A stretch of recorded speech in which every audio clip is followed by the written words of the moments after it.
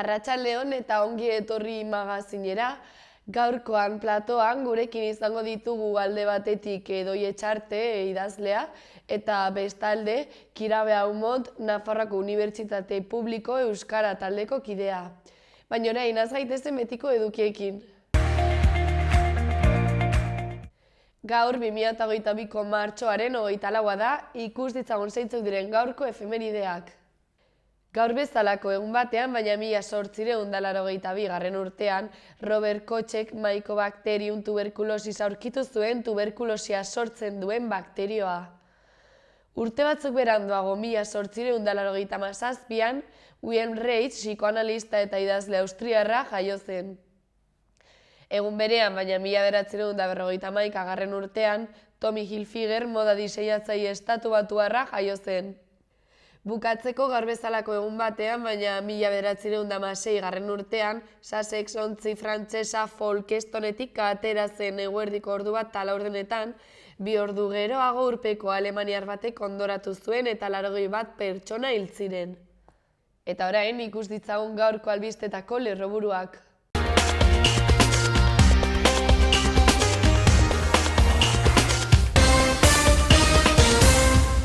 Arratsaldeon eta ongi etorri bertan berri albistegira. Gaur martxoaren 24a da, osteguna, hauek dira Iruñerriak eta Nafarroak utzitako albiste nagusienak. Saharako herriarentzat autodeterminazioa lortzeko bidezko konponbidea eskatu diote Espainiako gobernuari. Abenduko ezoiko eurite eta uholdek eragindako kalteak konpontzeko jarduera plana onartu du Nafarroko gobernuak. Abeltzainek esnea isuri dute Iruñan sektorearen egoera dramatikoa salatzeko. Nafarroak astelehenetik aintzinera aplikatuko du koronabirusa zaintzeko estrategia berria kasu larriei eta espazio eta persona kalte berei lehentasuna ematen diena. Nafarroko gobernuak osasuneko larrialdietarako arrisku psikosozialen prebentziorako eta digitalizaziorako lantaldea indartu ditu. Nafarroko gobernua osasun mentaleko profesionalekin bildu da gerratik ihesi doazen personen beharrei erantzuteko. 16.600.000 euroko gastua baimendu da Mugairiko konserbazio zentroari atxikitako 50 bat errepideren konserbazio integralerako. Aierdi lehendakari ordeak finka administratzaileen eta arkitekturako profesionalen lankidetza aktiboa eskatu du birgaitzea sustatzeko. Tafalla eta Iruña arteko autobus zerbitzu berria martxan da maiztasun eta ordutegi berriekin erdialdeko konexioa hobetzeko. Iruñako San Jose udal hilerriak baditu dagoeneko 2 errausketa labeak martxan, zarrena 2000. Urtekoa aldatu ondoren. Datorren ostiralean apirilak bat amaituko da San Fermin 2022ko hautagaitzak aurkezteko epea. Herritarrekiko harremanetako departamentuak memoria duen historia hezkuntzan deituriko nazioarteko lehen kongresua antolatu du. Elizondoko Benito Meniko langilek manifestazioa eginen dute Hortziralean plazan. Lekarozko ermita ez dela Palacio de Aroztegi enpresaren jabetza adierazi du Nafarroko auzitegi nagusiak. Thierry Bizkairek zuzendutako kantu herrikoien ikastaroaren emanaldia izan zen atzo Elizondoko Arizkunenea kulturetxean.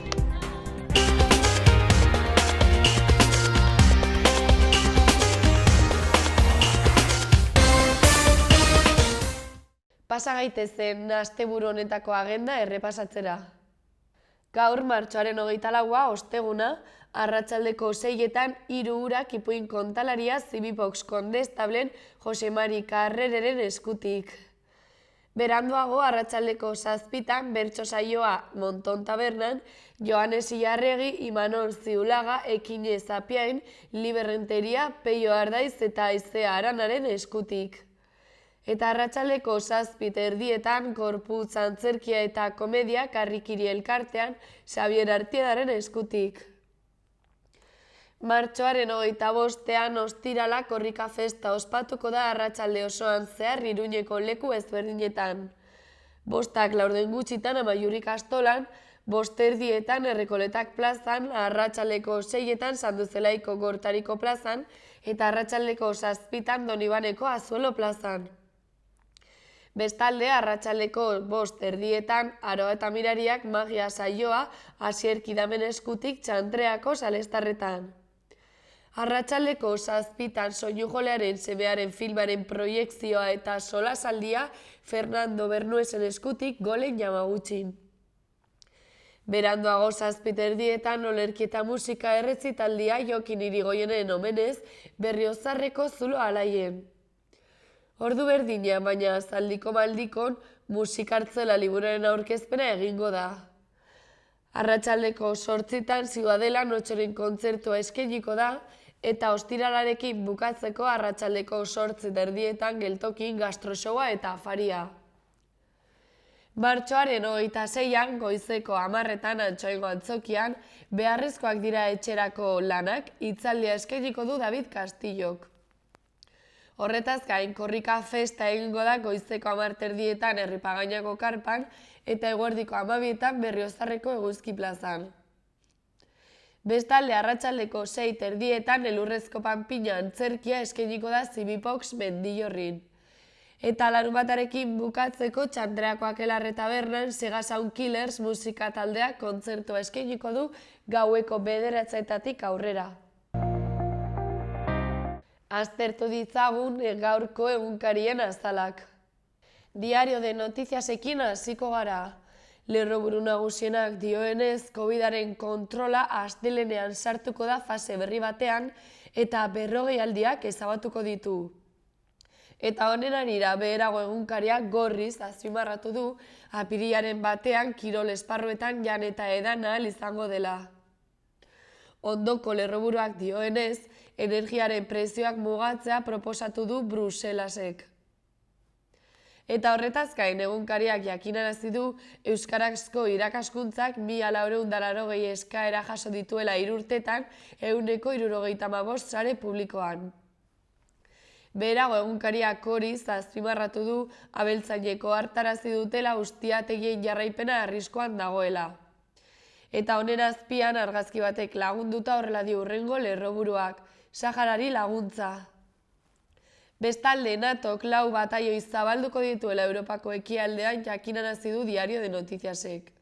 Eta bukatzeko azkeneko lerroburuak dioenez, Redondo eta Albizu arrobiko jokalariek kopako azken fasea jokatuko dutean aitarekin. Orain Diario de Navarrara pasako gara. Egunkariaren lerroburu nagusienak dioenez, enpresariek eztanda egin dute gobernuak energia eta garraio krisiaren aurrean duen gelditasunagatik. Ondoan, egunkariak gorriz nabarmendu du Nafarroak lursailak eskaini zituela arrakastari gabe Volkswageneko bateria fabrikarako. Honen azpian argazki batek lagunduta horrela dio hurrengo lerroburuak, tentsioa elikadura katean. Gainera, Diario de Navarrak azpimarratu du Nafarroako ekoizleen eta banatzaileen artean kezka handia dagoela prezioen lehengaien eta energiaren krisiaren ondorioengatik. Azalaren goiko aldera itzulita grisez azpimarratutako lerroburuetatik lehenengoak dioenez, errausketek normaltasuna berreskuratu dute Iruñean. Bigarrenak ordea horrela dio, autobus batek Tafallako iparraldea eta hegoaldea lotzen ditu. Eta bukatzeko 3. lerroburuak dioenez, Eskizabel omenduko dute Indurain sari nagusian. Gararekin jarraituko dugu orain, Nazalaren lerroburu nagusienak dioenez, Sánchezek biraketa itxi du eta gainera honen aipoa nabarmendu du egunkariak. Inoiz ez da berandu zoriona ona bada. Saharari buruzko Marokorekin egindako itunari buruz ari dela. Ondoan egunkariak DMS-gerren erreportaje baten izenburua nabarmendu du eta horrela dio, hilabete Kieben Errusiaren aurrerapenak geldirik daudela. Eta honen azpian argazki batek lagunduta horrela dio lerroburuak, sektorea biziarazteko esnea bota beharrean. Bestalde Garak jakinarazi du artxiboak gorabehera ertzainak ernai ikertzen jarraitzen duela. Honen azpian egunkariak Emetsi Intxurretaren kronikaren izenburua nabarmendu du eta horrela dio, emakumea kobretan, lanbidea eta muturrandia. Eta bukatzeko Federico Martín Aranbururi tiro egiteagatik 2 ultra atxilotu dituztela ohartarazi du egunkariak. Berria egunkaria aztertuko dugu orain. Lerroburu nagusienak dioenez, Pablo González preso egongo da maiatzaren 29 arte gutxienez. Goiko aldean egunkariak Laranjas azpimarratu du eskaladako euskal selekzioa lehendabiziko aldiz lehiatu dela nazioarteko proba batean. Eta beherago argazki handi batek lagunduta, Niña Koyote eta Txiko Tornadoren aipoa nabarmendu du egunkariak eta horrela dio. Kunbiarako hurbilketa bat izan da diskoa guretik, iluna izan da hau ere gure errokaren antzera. Ondoan, argazki txikiago batek lagunduta horrela dio hurrengo lerroburuak. Argi kutsadura, Iruñeko argiak itzali eta zerukoak piztu. Bestalde, garraiolarien greba amaitzen saiatzeko egingo dutela gaur Madrilen jakinarazi du egunkariak. Eta bukatzeko osasun sistema publikoaren aldeko mobilizazioak apirilaren 1 eta 2 nabarmendu du berriak. Euskal Herria Irratia bukatzeko lerroburu nagusienak dioenez, Sahararen autodeterminazio eskubidea aldarrikatu dute Iruñean. Bestalde, Euskal Herria Irratiak Elako Izaibu jandaren aipoa nabarmendu du eta horrela dio. Ezin dugu onartu patronalek sektorea negozio iturri gisa ulertzen jarraitzea. Eta bukatzeko, Eneko kidea den Patxiku Irisarreren aipoa ere nabarmendu du eta horrela dio. Datorren hilabetean nork segituko ahalko duen da zalantza esne ekoizleentzat. Movistarren pertsonen bizitza hobetu nahi dute, izan ere orain gigabaterainoko zuntza, datu infinituak eta Movistar Plus futbolarekin izateaz gain, Netflix 3 hilabetez eta smartphone bat ere izan ditzazkezu opari gisa. Hori guztia 125ko deskontuarekin funzion selekzion berrira pasatzen bazara. Pasa zaitez Movistarrera eta ikusi zergatik den bizitza apur bat hobea.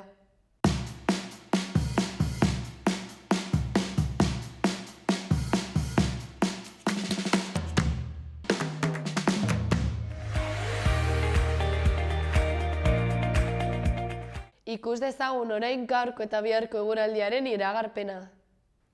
Gaur eguraldiak antzera jarraituko du, baina hodeiak zertxo bait ugariagoak izango dira arratsaldean. Goizean giroa nahiko argia izango da, nahiz eta hegoaldeko zenbait lekutan behe-hodeiak izango diren.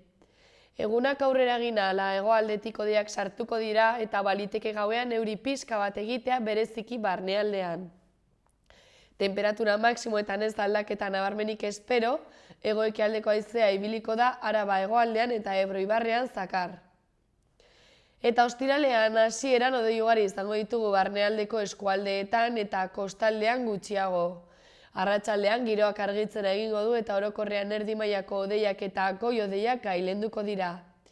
Pirineoetan aldiz hodei trinkoagoak izango dira eta zaparrada bakanen bat bota dezake. Ekialdeko eta hego-ekialdeko haizeak indarra galduko du, baina Ebro ibarrean oraindik ere bolada gogorrekin jo dezake. Temperatura maksimoak igo egingo dira bereziki barnealdean.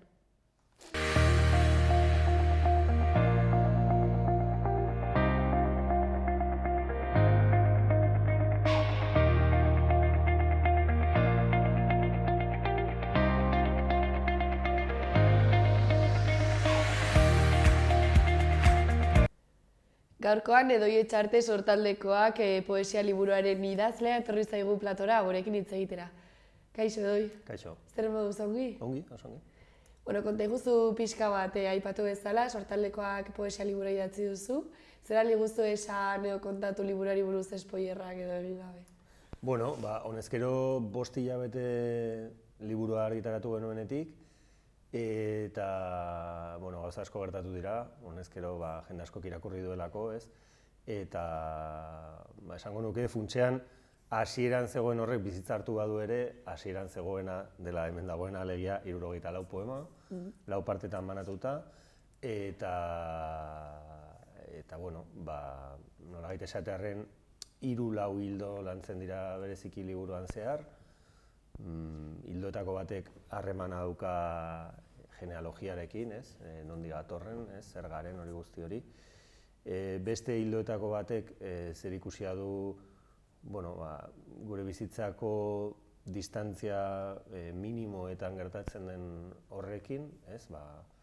Gure etxeetan, goazen beste etxe horietan, desiraren mailan kasu batzuetan, desirari lotutako porrotak, gaizki ulertuak, ez?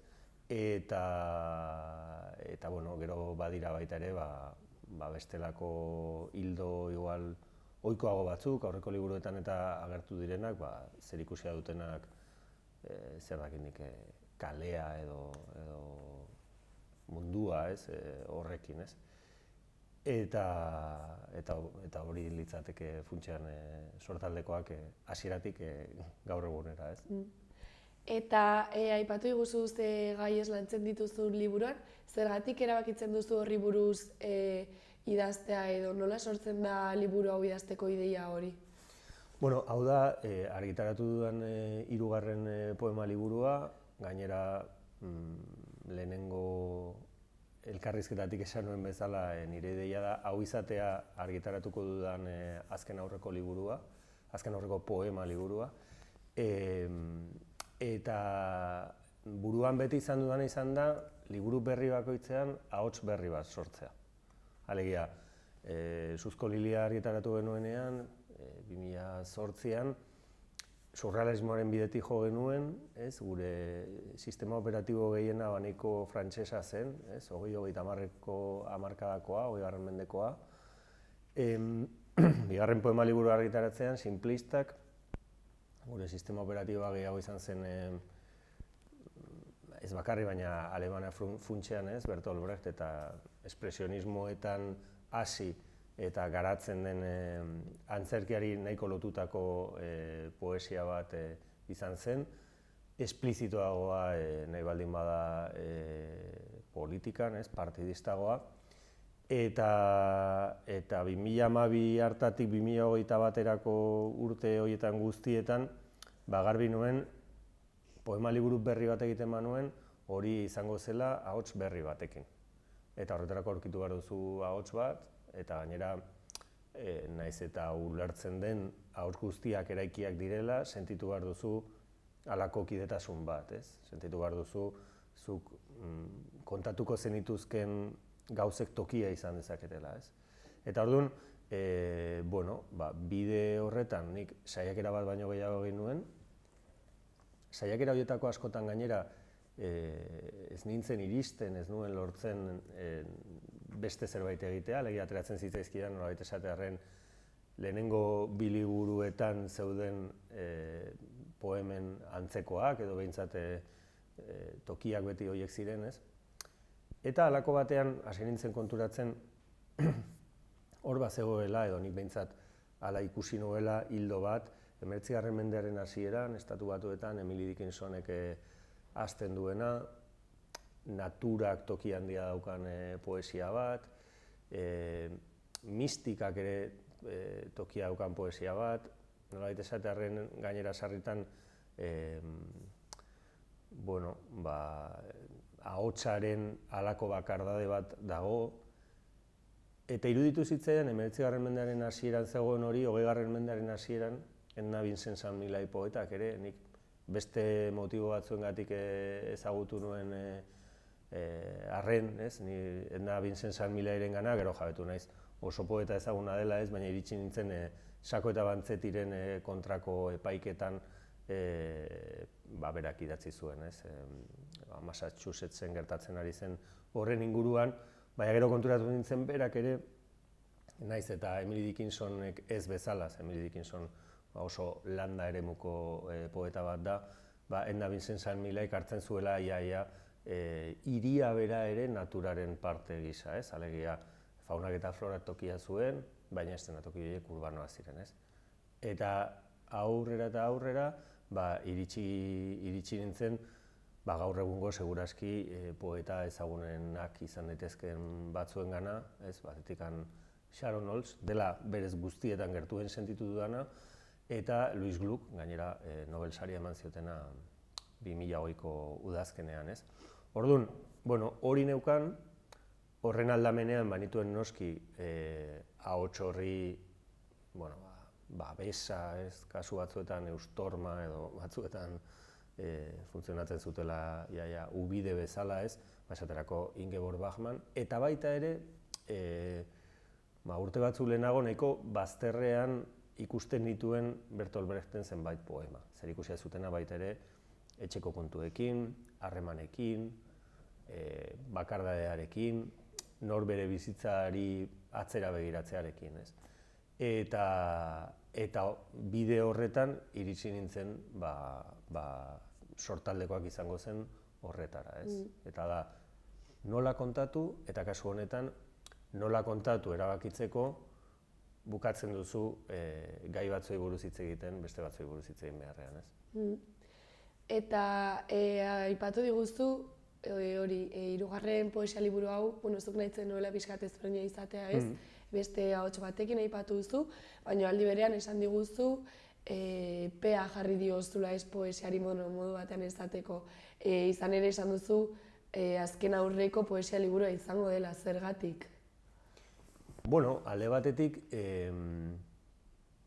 nik esango nuke halako muga bat dagoela, ez? Nik orain sortaldekoaken dagoen ahotsa sentitzen dut nire ahots gisa. Orduan, aurreko bi liburuetan gertatu zitzaidan bezala, nik jarraitu dut, liburu argitaratuta gero ahots honekin poemak egiten. Eta segurazki jarraituko dut, orain bizi dudalako nire ahotsa balitz bezala, ez? Hori da, hizkuntzarekin gertatzen den zerbait, ez? Gure lehenengo hizkuntza, edo ikaste ditugu lehenengo hizkuntza, gureak sentitzen ditugu, baina horrek ez du kentzen guk hizkuntza horiek ikasi ditugula, ez?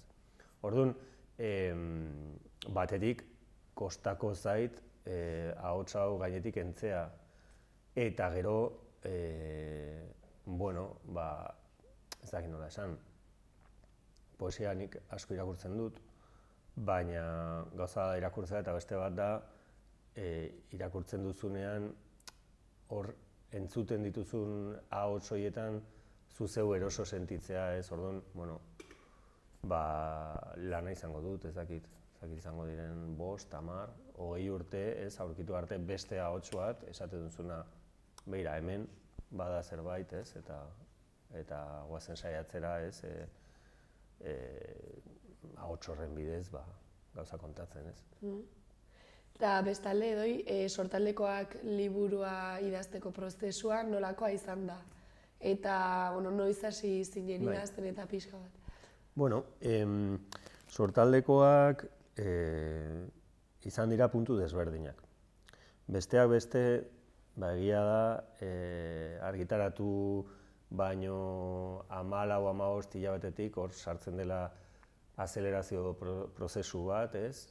Esango nuke argitaletxeekin lan egiteak, zehazki Susarekin eta kasu honetan Leire López Zilbagarekin markatzen dizula, ez? Nolabait esatearren helburua jartzen dizkizu denboran, ez? Orduan zu iritsi behar zarela, ez dakit noizko, ez? Aurkeztu behar diozula zerbait, ez? Liburua eraikitzen zoaz, ez?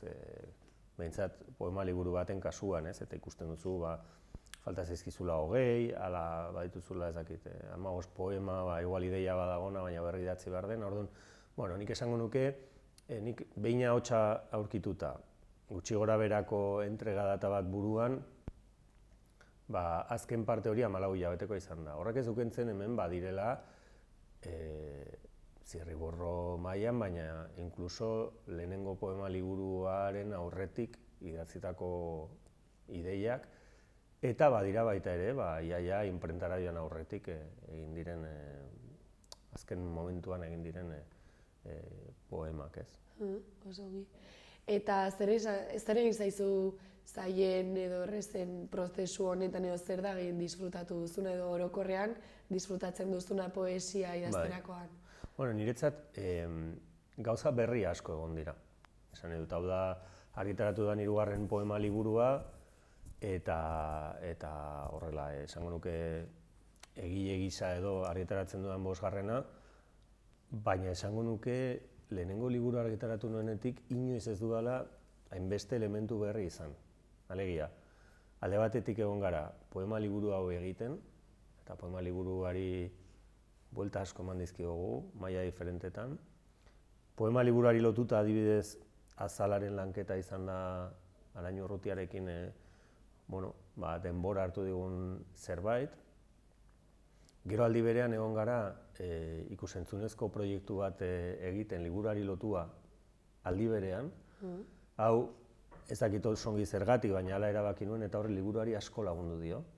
Gertatu dena izan delako, orain arte intentsitate handiko harremana izaten nuela editorearekin, eta kasu honetan editorez aparte, izan ditut besteak beste, Jon Celestino, Moises Berdontzes, eta alde batetik, eta bestetik Xabi Erkizia, haiei liburua bukatu aurretik erakutsi dizkiet liburuko poemak, beraiekin entzunezkoak lantzeko, ez? Gero gainera, grabazioetara jende gehiago etorri da, ez? Adibidez, abestien ahotsa Amaia Espinosa jarri du, Kinbon Borras bandeko kaja jotzen du, ezta, baina ahotsarekin ibili da abestietan. Horrek zer ekarri du, proiektuaren parte batzuk jende askok ezagutzen zituela aurretik. Orduan, batetik, nik haiei erakutsi nahi nienak ja eman dit ideia bat liburuari buruzkoa, ez? Nik ez nion gauza bera erakusten Jon Celestinori, zeinarekin daukadan ibilbide personal bat, eta Xabi Erkiziari daukadala beste bat, ez? Esaterako, Jon Celestinori erakutsi nizkion piezetan Iruña herriak bazuen toki bat, eta Uxozaleak pieza Xabi Erkiziarekin egin nuenetako bat zenez, Xabi Erkiziari erakutsi nizkion piezetan naturak, basoek, animaliek, toki nabarmen bat zuten. Orduan kasi zen, liburu honen barruan bi liburu diferente baleude bezala.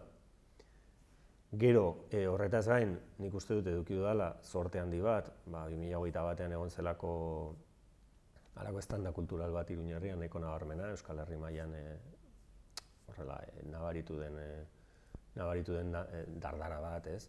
Eta zentzu horretan, zortea izan nuen, liburua bukatu aurretik, liburua edo liburuaren bersio diferenteak irakurri zituzten Aizu aldizkariko kazetariek, Begoña del Tesok, beste elkarrizketa baterako, Juan Cruz Lacastak, orduan, nolabait esatearren, liburua inprentara bidali aurretik, liburua bukatu aurretik, ja liburua bazebilen, ez, bersio diferenteetan, han eta hemen. Horretaz gain, liburuan material personal sensible asko dago.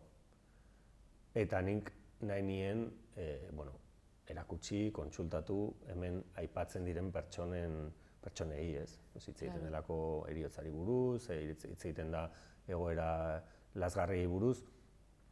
Eta orduan gauza bera, kontsulta fase horretan, nik bati baino gehiagori eman izan dizkiot hemengo poemak. Horri lotuta, nola nire bizitza personaleko gauza kontatzen dituen, baita ere izan dut, Ruben Arias, nire lagun handia, ez? Berari ere, inkluso editorei bidali aurretik poema bidaltzen izkion, esaten nion. Hemen banoa zerbait kontatzera, nire ustez nahiko, muturrekoa izan daitekeena, nire burua asko agertzen dudana, zer dutzen zaizu, ez? Nahikoa ongi dago poema halako zerbait kontatzeko, Oso ongi. Bestalde doi, aurreko igandean, martxoaren 20an, Kondestablen egin zenuen Iruñan, liburuaren aurkezpen bat, ez? Zer nolako harrera izan zenuen edo zer sentsazioarekin bukatu zenuen eguna?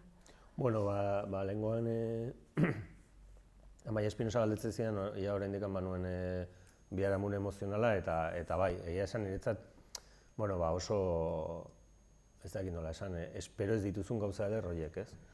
Ze konparaziora, udazkenean, azaroan, Zaldiko Maldikon liburuaren aurkezpen bat egin genuen, estrikto sensu, oso elkarrizketa ederra egin zidan Amets Arangurenek, eta 20 bat lagun etorri ziren, ez?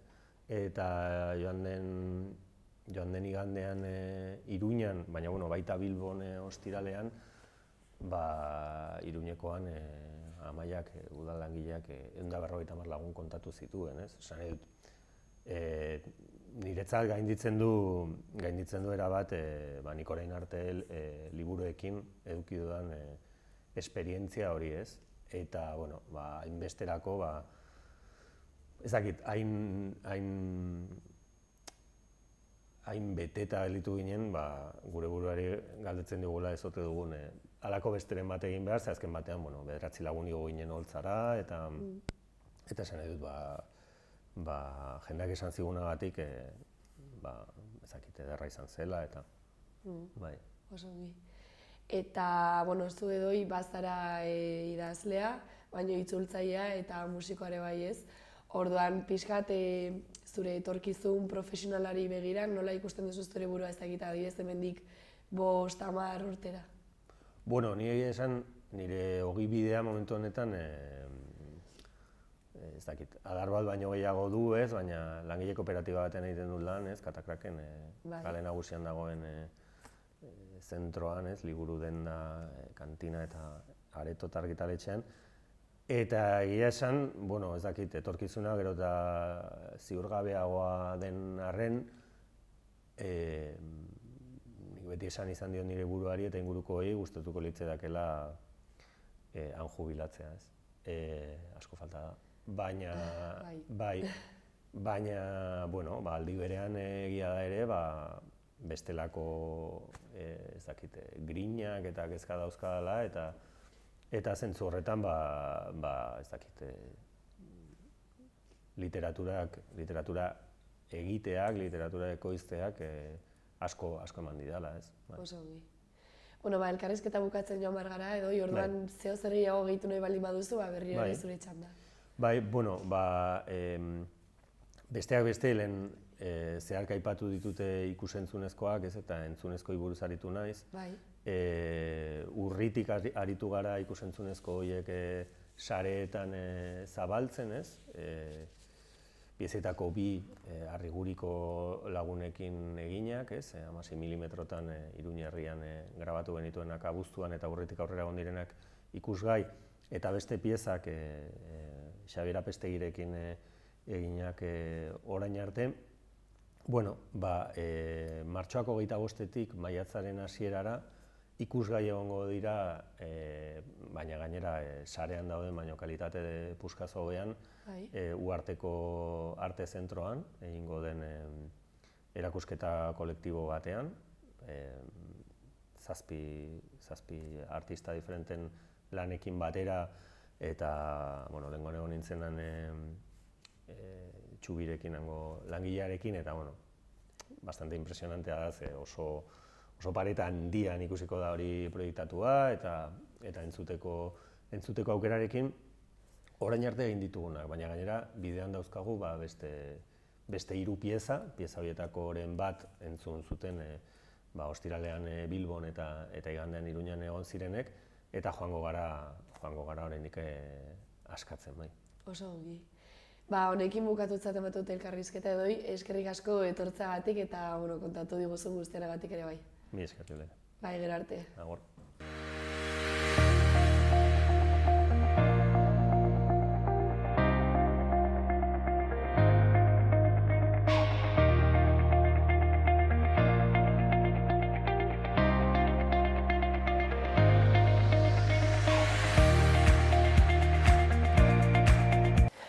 Pasa gaitezen orain Iruñerriko udaletako albisteak ikustera.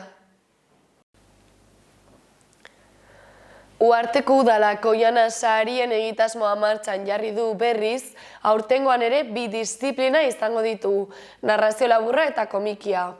Lehiaketa lehen hezkuntzako 3., 4., 5. eta 6. mailako ikaslei zuzenduta dago eta 2 hizkuntzatan aurkeztu ahal izango dira lanak. Aurtengo sariketaren gaia librea izango da, beraz, parte hartzaileek gustukoen duten historia garatzeko aukera izango dute. Atzo, goizean, Tejiendo Redes proiektuaren aurkezpen ofiziala egin zen Logroñon, tokiko gazte kulturalaren trukea bultzatzeko udalen arteko lankidetza hitzarmena. Programak artistak gazteen trukea sustatzen du hiri sinatzaileen artean, antzeko ezaugarriak dituzten tokiko erakundek parte hartzen dute bertan, probintziako hiriburuak edo 1000 biztanletik gorako udalak. Bestalde, Iruñeko udalak abian jarri du entsegu bonuen laguntzen deialdia hiriko musika taldeek, bandek eta bakarlariek entseguetarako erabiltzen dituzten lokal profesionalen alokairu gastuak finantzatzeko. Kideek edo gutxienez bierenek 14 eta 30 urte bitartekoak izan beharko dute eta gutxienez erdiek Iruñan erroldatuta egon beharko dute edo alokairu kontratuaren bidez egiaztatu beharko dute bizilekua. Deialdi honen xehetasunak datorren asteartean arratsaldeko 6etan Gazteriaren etxeko erakusketa aretoan egingo den bilera informatibo batean azalduko dira. Bertaratzea aldez aurretik baieztatu behar da gazteriabildua.pamplona.es helbidean edo 948-420-532 telefonoan. Horretaz gain datorren apirilaren 23an Iruñeko Udalak eta Diego de Haro liburu saltzaien elkarteak liburu eta lorearen eguna antolatuko dute berriro hiriko liburu dendak ezagutarazteko eta hurbileko saltoki gisa balioesteko. Parte hartzen duten negozioek hilaren 31 arte eman dezakete izena eta liburuaren nazioarteko egunaren egun osoan zehar eskainiko dituzte beren produktuak Carlos Hirugarrena oinezkoen pasalekuan Orreaga kalearekiko bidegurutzaren inguruan goizeko 10:00 gaueko 9:00 arte. Eta bukatzeko gaur goizean Enrique Maia Iruñeko alkateak Iruña Zentro Historikoa udal enpresako administrazio kontseiluaren buru zela Deskaltzos 33-35 eraikina bisitatu du. Azken erakunde horretako eraikin batek 7 etxebizitza birgaitu ditu eta beheko solairua, 3 solairu goratuak eta estalpe artekoak ditu. Etxabeetan merkataritza lokal bat dago une honetan erabilera zehatzik ez duena. Sustapen hori datozen asteetan entregatuko da baimenak izapidetzen direnean eta etxebizitzen erregistro inskripzioa egiten denean eta Iruña Zentro Historikoak kudeatzen duen Alde Zaharreko etxebizitza planetik datozen pertsonei zuzenduta dago. Iruñeko Udalak PCH bidez 1,29 milioi euro inbertitu ditu obrak egiteko.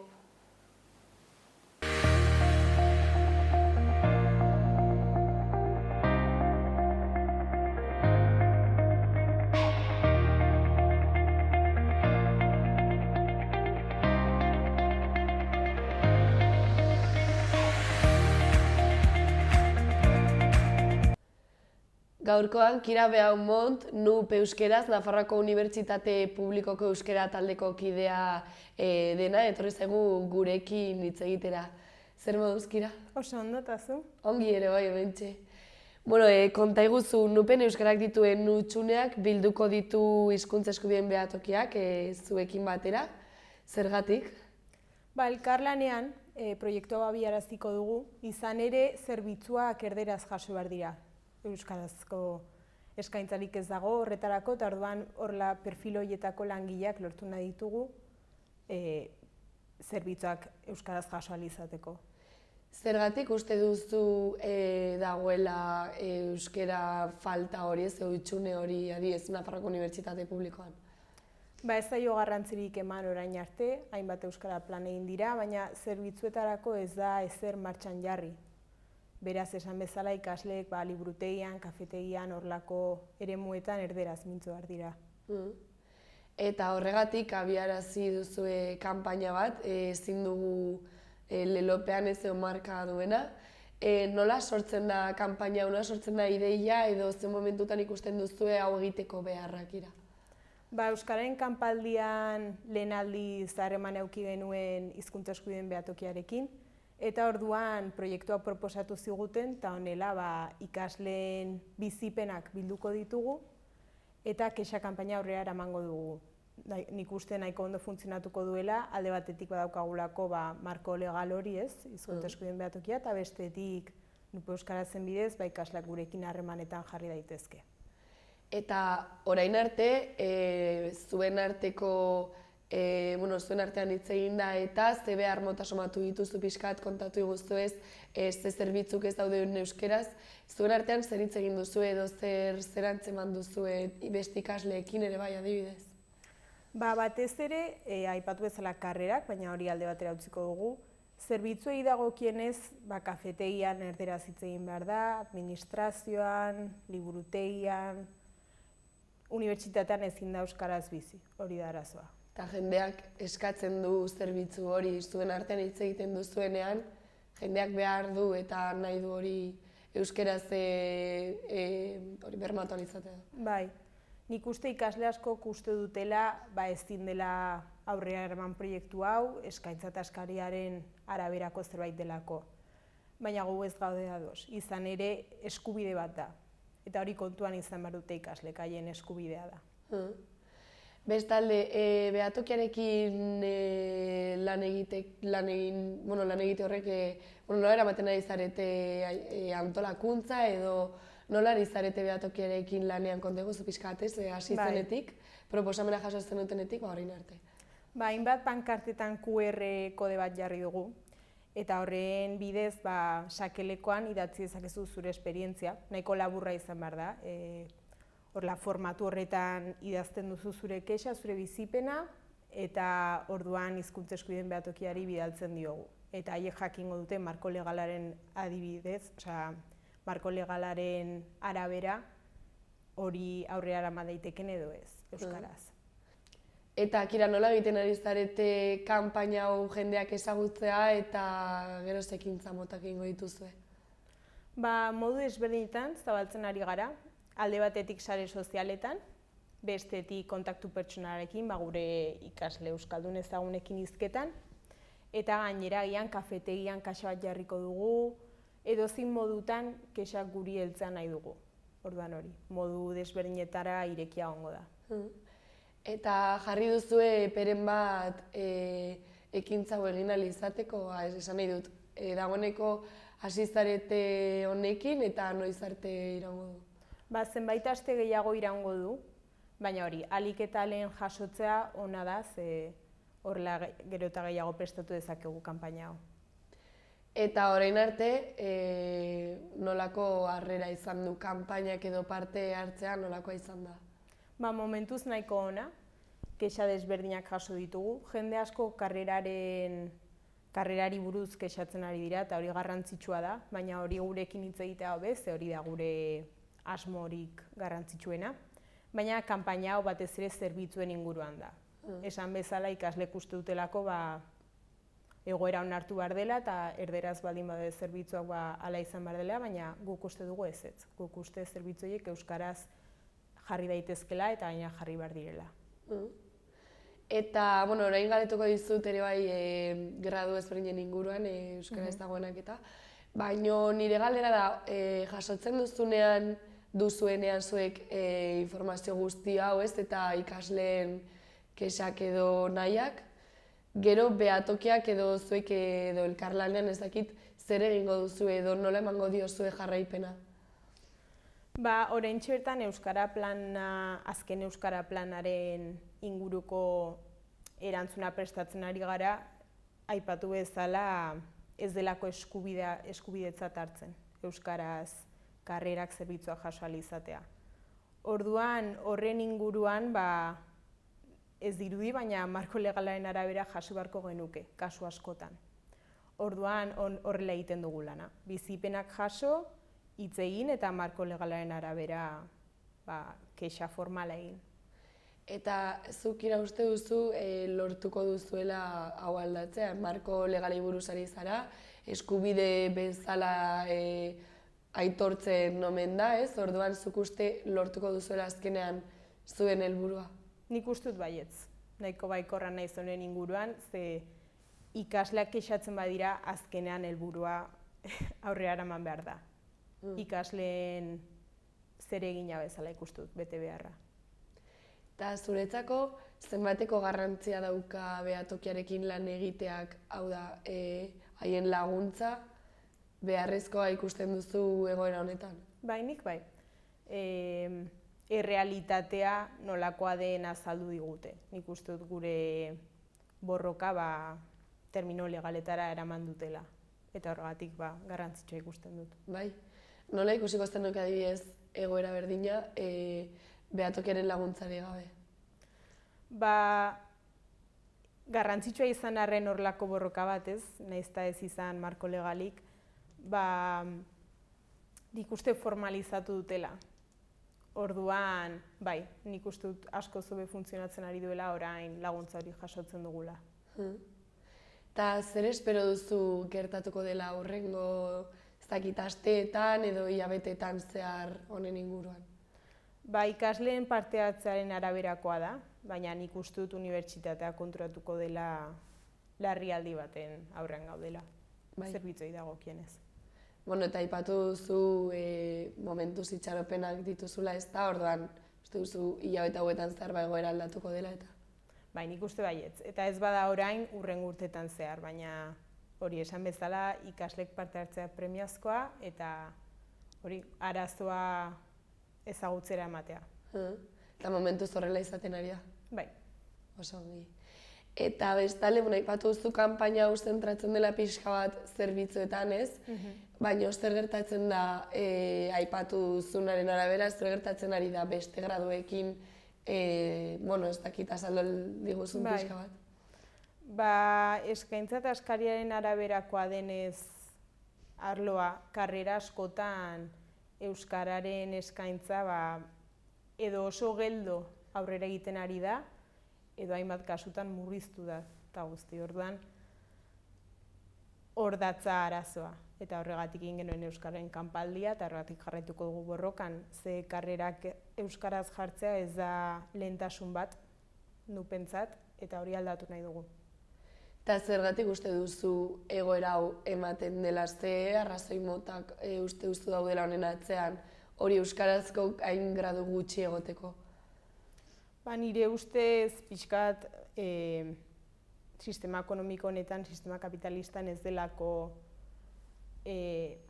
eskaintza eta eskariaren dinamikatik funtzionatzen duen zerbait. Euskararen arabera gehiago potentziatuko da edo ez, eta orain txoetan ez da potentziatzen ari horregatik.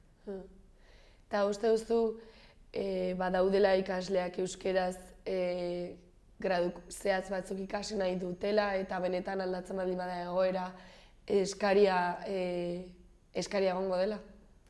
Zalantzarik gabe. Nik uste dut nupen ikasle asko falta direla. Nafarroatik alde egite dutenak Euskadira edo beste unibertsitateetara eta aldi berean Euskaditik ikasle gutxi etortzen direla karrerak erderaz daudelako. Adibidez, ez dakit badakizun edo ez, baina ze gradu nabarmenduko zenuke igual euskeraz ez dagoena eta jendeak benetan hori euskaraz ikasi nahi duena? Adibidez, nire kasua hitz egingo dut, historia eta ondarea, momentuz ikasgai bat euskaraz dut, 4 hilabeteko honetan. Eta nahizetan ikuste karrera guztietan garrantzitsua dela euskaraz hezkuntza jasotzea, nirean premiazkoa da, ze gizartearen nondik norakoak historian, hizkuntza batean ala bestean azaltzea, perspektiba kontua da ere. Orduan hori gure herriaren historia jakiteko, nik uste dut gure hizkuntzan jasotza garrantzitsua dela. Orduan, zure kasuan adibidez Kira euskaraz egongo balitz, zuke euskeraz ikasiko zenuke gradua? Bai, zalantzarik gabe. Bai. Adibidez, lehen hitz egin dugunaren arira, zerbitzuena eta zuek ikasleekin lantzen ari zarete, eta zer gertatzen da langileekin hitz egin duzu, haiekin zein den haien iritzia edo ikuspuntua? Batez ere irakasleekin hitz egin dugu, langileekin ez da beste, baina nik uste dut haietako asko prest daudela euskaraz zerbitzua eskaintzeko, baina ez dute baliabiderik hori egiteko. Edo ez da lehentasuna esan dudan bezala. Orduan ez dira liburutegian langile horiek ezarri, eta nik uste administrazioan lortu daiteken zerbait dela, baina ez dela lehentasun bat, orduan ez da horrela izan. Bale, Kira, joango gara elkarrizketa bukatzen, orduan nire galdera da, nik uste ongi azaldu diguzula ezin den egoera, egiten ari zareten eta orain orokorrean, horrela orokorrean hitz egin da, esango zenuke euskera, gaur egungo ikasleek euskera eskatzen dutela, euskaraz bizi nahi dutela eta behar hori dagoela, eta behar horren aurrean zuek lan egingo duzuela? Bai, hori da. Nik uste nupeko ikasle euskaldunok hau nahi dugula eta horregatik borrokatuko dugula. Oso ongi. Bukatzeko, Kira, zeo zer gehiago gehitu nahi baldin baduzu, berriro ere zure txanda. Zuei eskerrak ematea eta ikasleak animatzea parte har dezaten. Oso ongi. Orduan eskerrik asko etortzagatik, Kira, aurrerago ikusi beharko dugu ez, nola bilakatzen den egoera, zekintza motak egingo dituzun eta zurekin kontaktuan egongo gara seguro.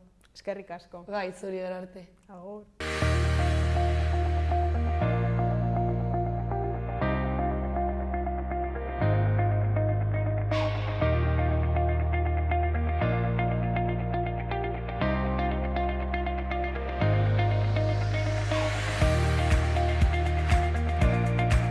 Hau izan da guztia gaurkoz, eskerrik asko beste behin zuen arretagatik eta bihar arte. Gobierno de Navarra. Nafarroako gobernua.